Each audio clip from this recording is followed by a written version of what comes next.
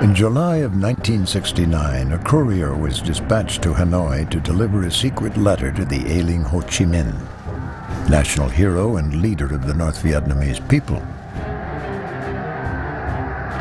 The letter was written by U.S. President Richard Nixon and was part peace offering, part ultimatum. Having promised the American people a quick end to the war in Southeast Asia, the newly elected president was now threatening that if peace negotiations between the North Vietnamese and the American delegations in Paris did not produce the desired results, the people of Hanoi would be made to suffer. On August 30th, Nixon received a letter back from Ho Chi Minh, stating that while he was deeply touched at the rising toll of death of young Americans, his government would not bend in the face of threats. To Nixon's consternation, the leader of this tiny, underdeveloped country was rebuffing his offer. Considering Ho's history with the United States, it was an ironic twist of fate.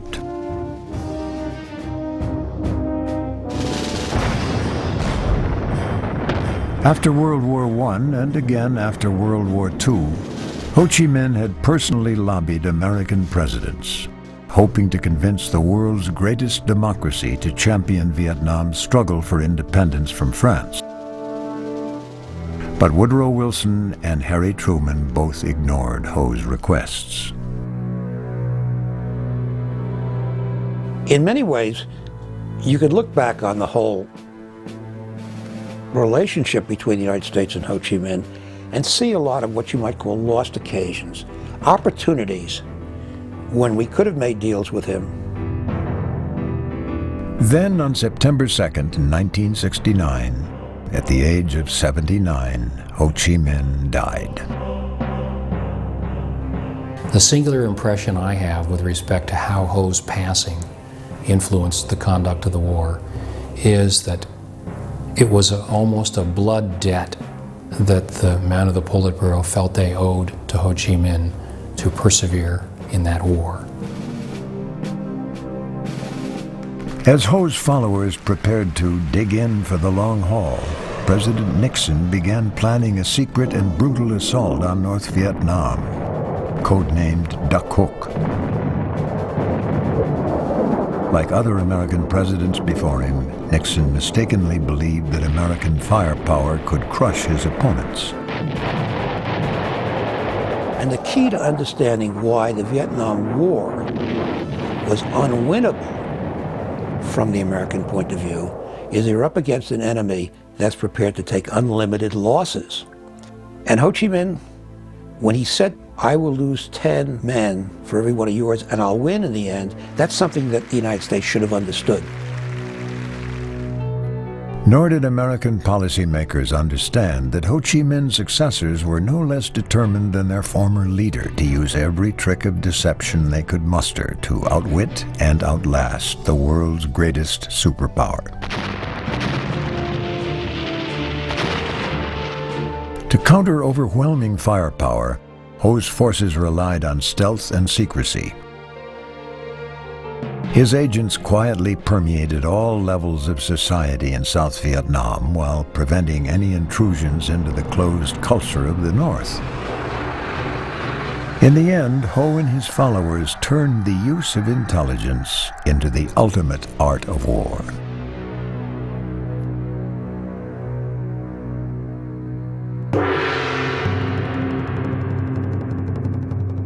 Ho Chi Minh, a pseudonym which means the bringer of light, was born Nguyen Sinh Kun in 1890 in the French colony of Vietnam. One of the boy's earliest memories was of the misery caused by French officials entering his town to conscript villagers to build a road. Many of these laborers never returned to their families. Ho's sensitivity to the plight of his people was sharpened in 1908 at the age of 17, when he noticed a crowd of peasants streaming into the imperial capital of Hue. Ho offered his services as interpreter to present the peasants' demands in French to the colonial governor. After the French squelched the rebellion, security agents went to Ho's high school to demand that he be dismissed. The incident put an end to his formal schooling and marked Ho as a troublemaker who needed to be kept under surveillance. It's at that point that he began to live what we might call a clandestine existence and learned the value of operating under a pseudonym. And he was, in fact, under a pseudonym from that point on, almost literally till the end of his life. 2 years later, in Saigon, Ho signed on as a stoker and galley boy aboard a French freighter. He spent nearly 3 years at sea and in France before settling in Brooklyn as an itinerant laborer. He was surprised that the immigrants he saw on the streets of New York enjoyed greater dignity and freedom than the Vietnamese in their own homeland. After his return to Europe, Ho began to flirt with revolutionary politics. Near the end of World War I, he moved back to Paris, where 100,000 Vietnamese had arrived to serve as soldiers and laborers for the Allied cause. Writing under the alias Nguyen Ai Wook, he preached self-determination for Vietnam. In 1919, Ho learned that the American President Woodrow Wilson was coming to Versailles for the conference that would formally end World War I.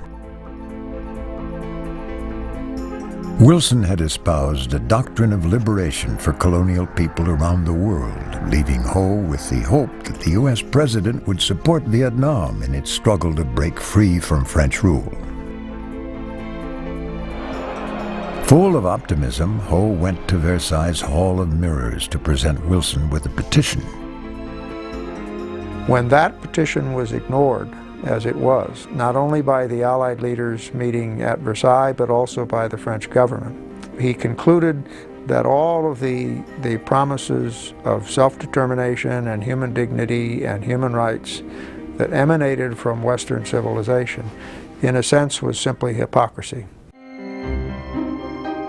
After the rejection of his petition, Ho Chi Minh decided to turn to the Bolshevik Revolution in Russia as a model for obtaining liberation for his people.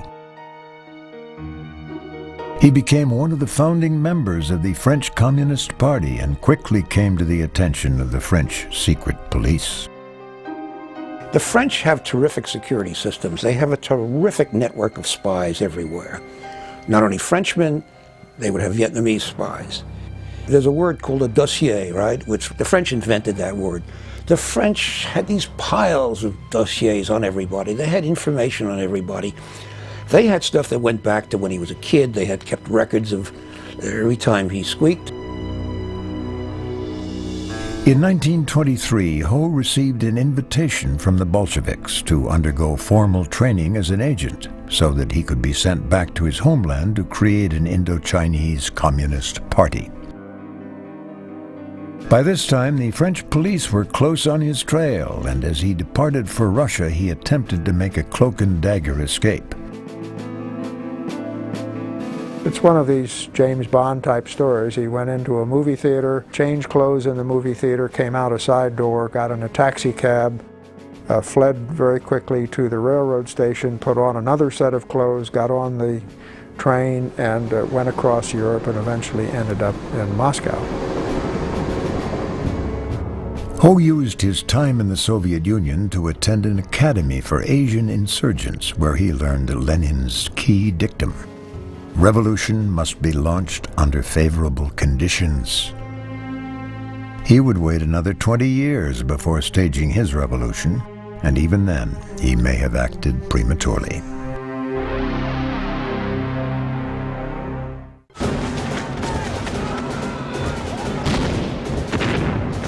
In 1940, a tidal wave swept over Southeast Asia as Japanese soldiers poured down from China, easily crushing the French administration in Vietnam. Ho Chi Minh, who had been wandering the world ever since he left his homeland in 1911, now sensed that the time was right to return to Vietnam.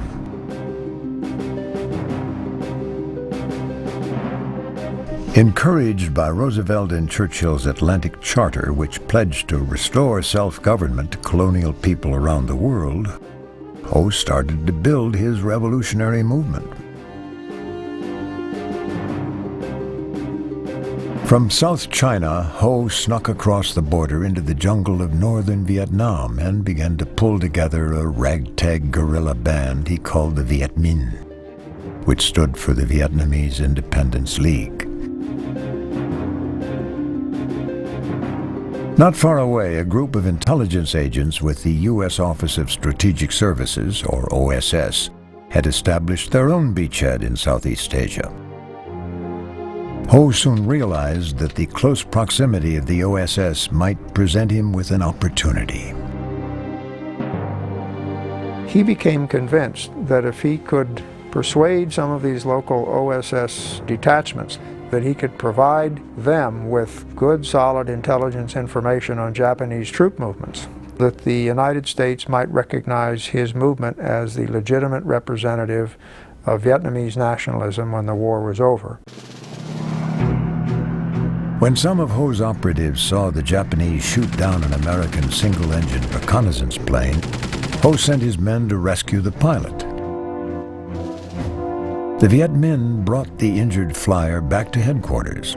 Lieutenant Rudolph Shaw was surprised by the greeting he got from their leader. Then the way he described it was, this older man with a wispy beard came out of a hut and looked at him and said, "Hello, pilot, where are you from?" It did not take Ho long to realize that if he personally delivered Shaw to the American base in Kunming, South China, he might create an obligation on the Americans' part to do something for him in return. But when he reached the Chinese border, the authorities allowed Shaw to proceed and barred Ho from boarding the train. Ho Chi Minh had to go on foot and didn't get to Kunming until a week or two later. By the time he got back to Kunming, Shaw was already on his way back into the United States. In recognition of his feat, Ho was granted an audience with Flying Tiger's ace, General Claire Chennault, who asked Ho if there was some way he could repay the favor. And according to the story, Ho Chi Minh says, "I really, at this stage, all I want is an autographed photograph of you." Chennault gives him an autographed photograph, Chennault being sort of an egotistical guy. When talk of the proficiency of Ho's intelligence network reached an OSS team codenamed Deer, these American secret agents began to think that Ho might be resourceful enough to undertake the dangerous task of sabotaging a Japanese rail line that ran through the jungle. Carlton Swift was one of those assigned to approach Ho while he was still in Kunming. It took us a while to run down Ho, sitting in the Office of War Information, reading Time magazine and Encyclopedia Britannica. And he said, "Why, yes, we'd be glad to fight the Japanese. Mounted operation." Members of the Deer team parachuted into a jungle clearing near Ho's camp to begin training the Viet Minh. No sooner had they begun than the operation was cut short by the atomic blast over Hiroshima and the defeat of the Japanese. Ho urged his followers to launch a general uprising to seize political power before the French administration could restore itself. In order to attract a broad base of support, Ho very cleverly disguised his communist ideology, emphasizing instead his patriotism and desire to initiate social reform. It would not be until war's end that the craftiness of Ho's request to have Chennault autograph his photo would become apparent. Then, working to persuade other nationalists to join his movement over rival factions, Ho was able to pretend that he had American support. Out comes the photograph of Claire Chennault to my good friend Ho Chi Minh. And that picture, apparently, he took all over this area along the border to prove that he had the recognition of the United States, which of course it was nothing of the kind. It was simply a casual gesture by Chennault. Although the Americans who dealt with Ho during the war remembered him fondly, from an official U.S. perspective, he was expendable. The question of who would be in control of Vietnam's future soon took a back seat to the realities of international politics. In 1945, President Roosevelt died, leaving his successor, Harry Truman, to contend with rebuilding the economy of post-war Europe and the containment of global communism. I sent 3 cables to Truman and Secretary of State from Ho, pleading for assistance in dealing with the French. There is no evidence that President Truman ever read the cables sent on Ho's behalf. And while Truman hoped that the French would liberalize their rule over Vietnam, he was not about to jeopardize U.S. relations with an old ally.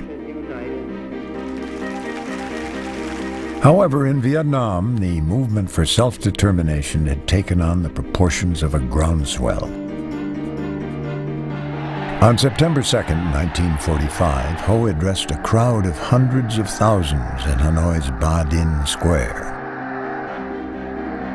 Borrowing phrases from America's Declaration of Independence, he asserted Vietnam's independence from France. After the Viet Minh launched a general strike later that month, General Charles de Gaulle called for French troops to be immediately dispatched to Vietnam. It would not be long before the Vietnamese would prove that a people schooled in the techniques of secrecy could accomplish the seemingly impossible.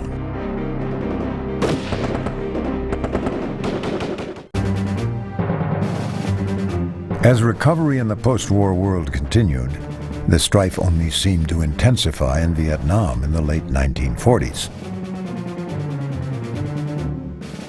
Ho Chi Minh now found himself in violent conflict with rival political parties equally determined to win independence for Vietnam. In establishing the communist-led Viet Minh as the dominant political group, Ho and his followers undertook a campaign of suppression and assassination. The Viet Minh controlled a network of secret police that operated at a village level, ferreting out the opposition and forcing many to lead shadow lives. Bui Diem, a nationalist who would later become South Vietnam's ambassador to the United States, remembers the period as a reign of terror.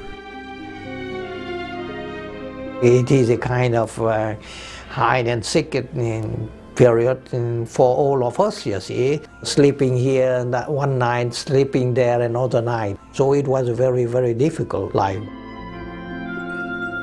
Tensions also continued to grow between the Vietnamese and the French. When fighting broke out in 1946, Ho put his troops under the command of Vo Nguyen Giap, a former history professor fascinated by the study of the French Revolution.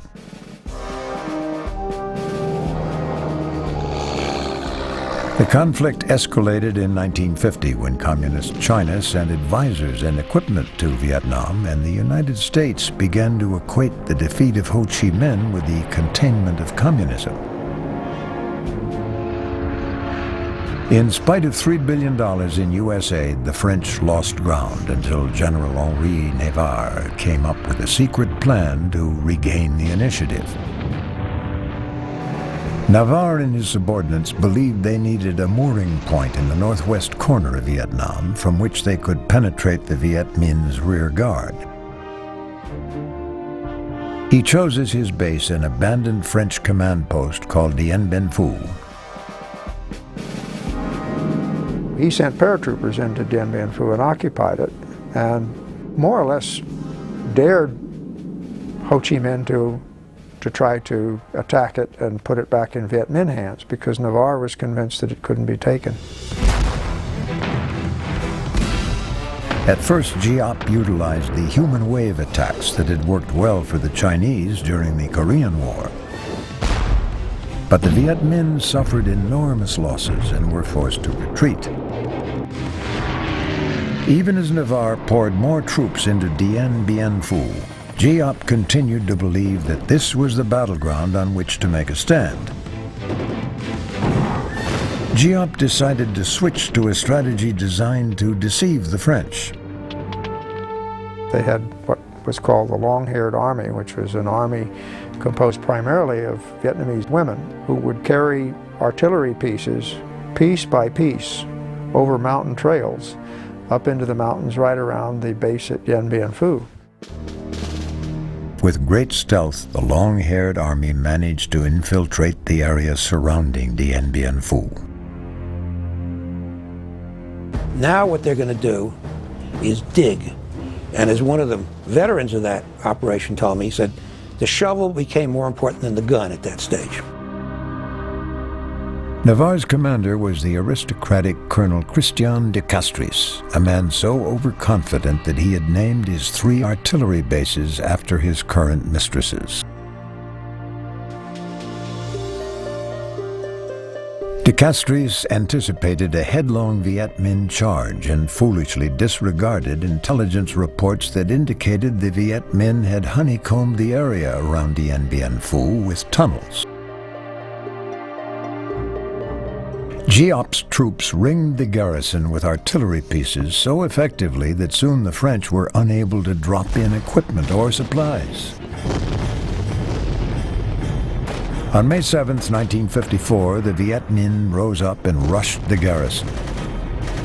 On the eve of an international peace conference to resolve the issue, General Giap's troops raised the red Viet Minh flag over the command bunker at Dien Bien Phu. But in spite of their victory on the battlefield, Ho soon realized that the Viet Minh's bargaining position had been undercut. His 2 allies, Russia and China, were pushing hard for him to concede to French demands and end the war. However, Ho's colleagues in the Politburo were opposed to compromise. Le Yuan, Pham Van Dong, and Le Doc Tho had all suffered for years in French prison cells and refused to budge. China's representative, Zhou Enlai, flew back to China and held a secret meeting with Ho Chi Minh. And we don't know exactly what went on in the conversation, but certainly he said, look, if we don't have a peace agreement now, the Americans are going to come in. You know it as well as I do. Ho finally accepted a compromise that cut Vietnam into 2 zones pending nationwide elections scheduled to be held in 2 years. The partition caused a mass exodus of refugees. While many supporters of the Viet Minh fled north, some, like Le Yuan, one of Ho's closest associates, joined the 1 million refugees moving south. There he remained to covertly work for the revolution. The Politburo watched as the South was put into the hands of a fiercely ambitious, U.S.-backed Catholic politician named Nguyen Dinh Diem. It was not long before Diem made it clear that he had no intention of allowing the residents of the South to go to the ballot box. He was also quick to institute a massive program to root out and destroy former members of the Viet Minh and Communist Party members. Le Yuan sent secret reports back to Ho, now president of North Vietnam, informing him that Viet Minh loyalists in the South would be completely wiped out unless they resorted to violence. But Ho did not believe the climate was ripe for insurrection and was only willing to authorize covert operations that would intensify the political struggle. Ho Chi Minh's hope was that the non-communist government in South Vietnam could be destabilized and forced into disintegration before the United States could get mobilized to do anything about it. In May of 1959, the Communists created a secret military unit, codenamed Group 559, after the date on which it was established, to begin cutting a secret supply line from northern Vietnam along the borders of Laos and Cambodia down to the south.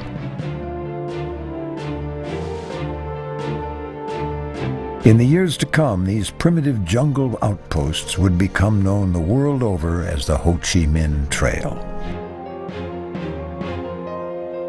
As the battle for the South continued, both sides would discover that victory depended more on stealth than military might.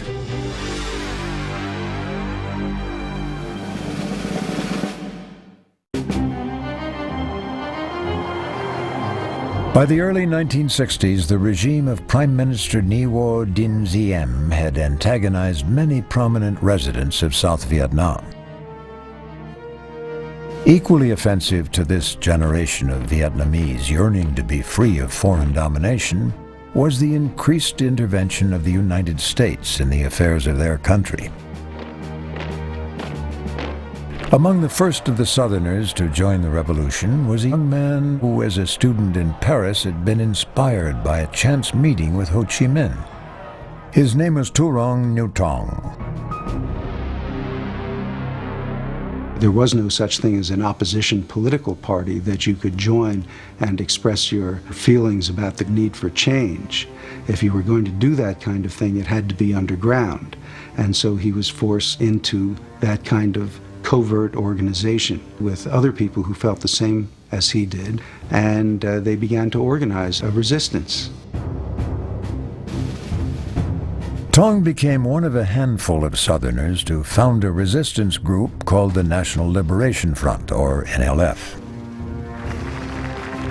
While Tong's motivation to start the front stemmed from a desire to overthrow Diem, other members of the organization had secret ties to the Communist political party and were following a very different agenda. Those who were in the leadership positions were carrying out communist policy. And the communist policy was to develop a front. And a front, by its nature, is inclusive. So it does everything it can to attract people of various political philosophies. And so in order to do that, the communist element in it has to be hidden. And so it was. So even within this covert organization, there was a secret group that was in fact controlling it. Involvement in the NLF, which included a military arm called the Viet Cong, was so dangerous that members hid their allegiance even from their own families. When Tong encountered his closest friend from childhood, a wealthy Catholic named Pham Yop Thao, or Albert, to his friends, Tong was careful not to reveal his true political leanings. Although Albert had spent his youth serving as a Viet Minh operative, he returned to Saigon like the prodigal son, reformed and ready to conform to the values of the Catholic community that flourished under the Diem regime.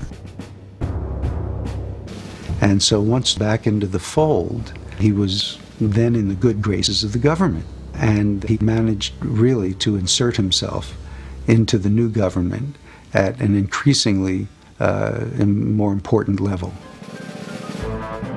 Because Albert had once been a guerrilla leader during the French phase of the war, Diem soon viewed him as an expert on anti-guerrilla warfare. As Tong's involvement with the NLF secretly grew, he watched with alarm as his old friend Albert was made the head of Diem's brainchild, the Strategic Hamlet program. As the director of this program, Albert attempted to relocate South Vietnamese peasants into protected villages, free from communist interference. Albert was so successful that it was not long before he was promoted to be the chief of military security for the repressive Diem government. In his position of power, Albert was perfectly placed to pass useful information along to American journalists stationed in Vietnam. He was someone with inside knowledge. He was high up in the military and understood the political dimension. He was a real player, and he made himself available to American journalists. So yes, he was a source. What neither Tong nor the American journalists who relied on Albert for their stories realized was that Albert, the chief of military security for the Diem regime, was really a secret communist agent for North Vietnam. Journalist Stanley Carno, working for Time magazine, was one of those who was fooled. I didn't know it at the time, but I found out later. He would sometimes yield up some people just to prove that he wasn't a communist. He'd have some people tortured. And I saw him do it one time. In 1960, in order to mask his real agenda, Albert actually helped suppress a coup to overthrow Prime Minister Diem.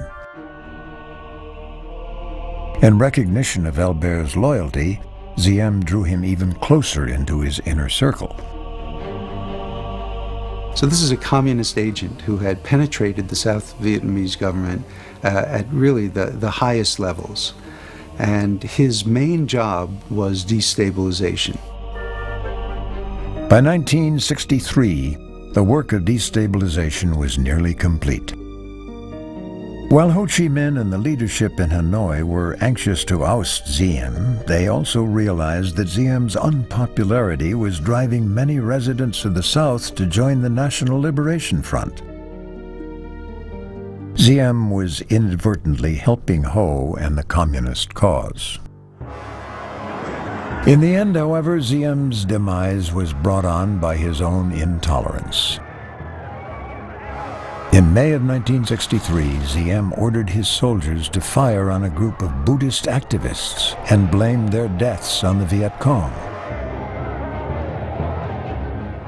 This action was answered by widespread protests and the shocking spectacle of the self-immolation of a Buddhist monk. Diem's brutality finally eroded the American support he had relied on for so long. Within months, U.S. officials in the Kennedy administration gave their tacit approval to another coup. With Albert's help, insurgents swept into the presidential palace, killing Diem. Through one coup after another, he was instrumental, and he performed that job beautifully. So he was perhaps the most successful intelligence agent during the entire war, on either side. So successful was Albert that there was no one working for the American or South Vietnamese side who could be considered his counterpart. Virtually every agent sent north was either killed or compromised. The murder of Diem was followed 3 weeks later by the assassination of U.S. President John F. Kennedy. Events had created a power vacuum in Saigon, and the Politburo in Hanoi was left wondering whether or not to escalate their military incursions into the South.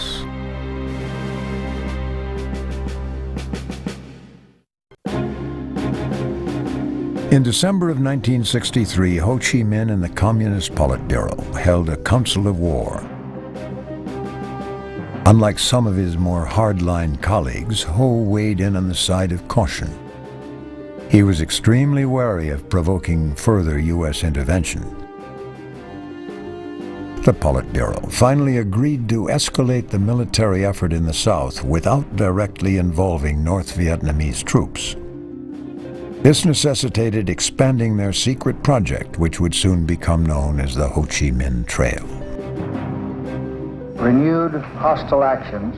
By the time that U.S. President Lyndon Johnson escalated the war by sending conventional forces to Vietnam, the North had created not just a network by which they could move troops and supplies to the South, but also a rearguard complete with hospitals, command headquarters, and lines of communication.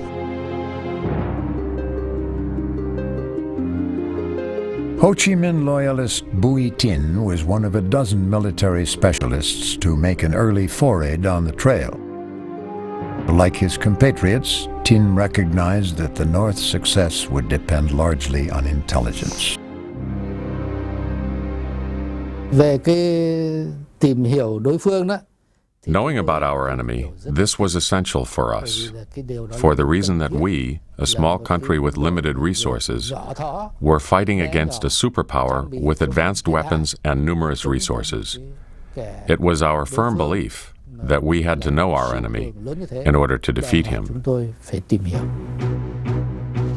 But by the time that U.S. Marines splashed ashore at Da Nang in 1965, Ho Chi Minh's insistence on pursuing a cautious policy toward the Americans had taken its toll. There was a growing consensus within the leadership of the Communist Party in North Vietnam that Ho Chi Minh was naive about the Americans and that he was naive about what had to be done to win victory. Nevertheless, Ho's doctrine of deception remained the modus operandi of Hanoi's leaders.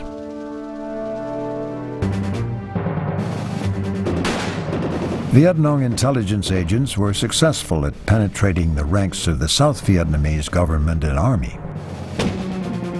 This gave them a window into U.S. military planning and operations, and the ability to pick and choose the time and place to engage in battle.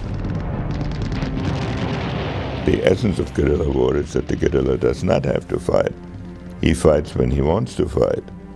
And therefore the guerrilla can regulate the casualties he's willing to suffer and fight primarily to inflict casualties on your side.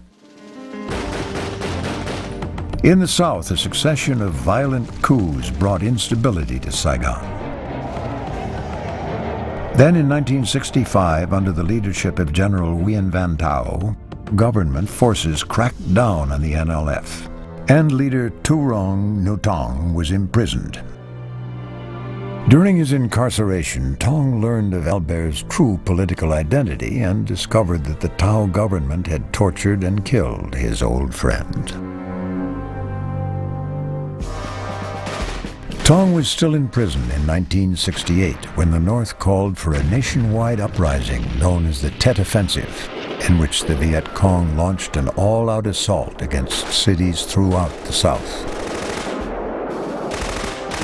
After a prison exchange program secured his release, Tong fled with other Viet Cong members to the Iron Triangle, a jungle hideaway along the border of Cambodia. For the next 4 years, he was constantly subjected to B-52 attacks. However, thanks to the use of sophisticated radar located on board Soviet trawlers anchored off the coast of Guam, many of these strikes failed to have the desired effect. The North Vietnamese would seem to always know when the aircraft were inbound. They seemed to know the routes of ingress, the entry penetration routes, the altitudes, and approximately the expected time of the attack. The U.S. suspected that radio operators on board the trawlers were sending encrypted signals via the Russian embassy in Hanoi to the North Vietnamese.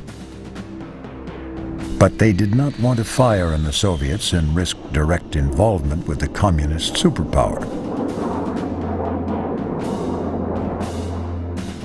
By the late 1960s, Ho Chi Minh was ill and no longer making policy decisions.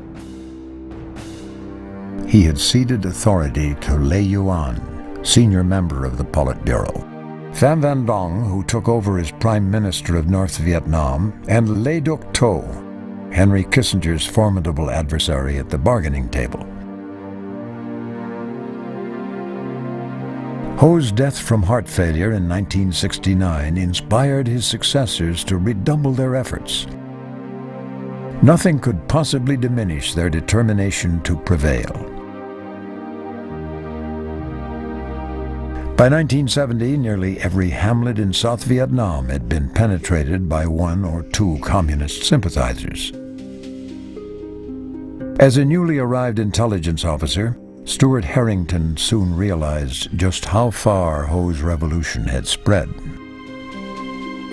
It really only takes a few people in a hamlet of 450 to control the hamlet. The South Vietnamese government may feel it controls the hamlet in the sense that it has an outpost at the gates to the hamlet with 30 soldiers in it. But the reality is, if those 450 people all know that there are 3 secret Viet Cong in the hamlet, they don't know who they are, but they know they're there, then all of their behavior is conditioned by that knowledge. As an illegal organization outlawed by the Southern government, the Viet Cong were forced to use a clandestine means to communicate the intelligence they were gathering. Often this involved writing extremely detailed reports which would be forwarded by couriers. It was during a walk through a rice paddy that Harrington learned how the mechanics of the Ho Chi Minh Revolution worked at grassroots level. The Vietnamese sergeant who was escorting Harrington spotted a girl carrying a basket of fruit.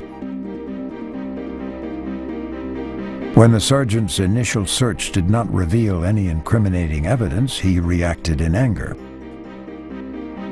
He took his M16 rifle and swatted her real hard across the butt, and her wailing that she was innocent and she didn't do anything.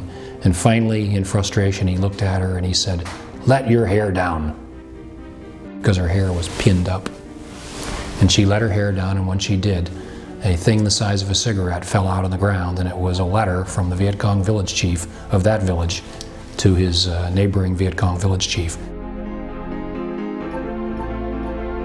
Started in 1968, the CIA's Phoenix program, a 4-year effort to root out Viet Cong from southern villages, revealed that the entire South Vietnamese countryside was permeated by the followers of Ho Chi Minh.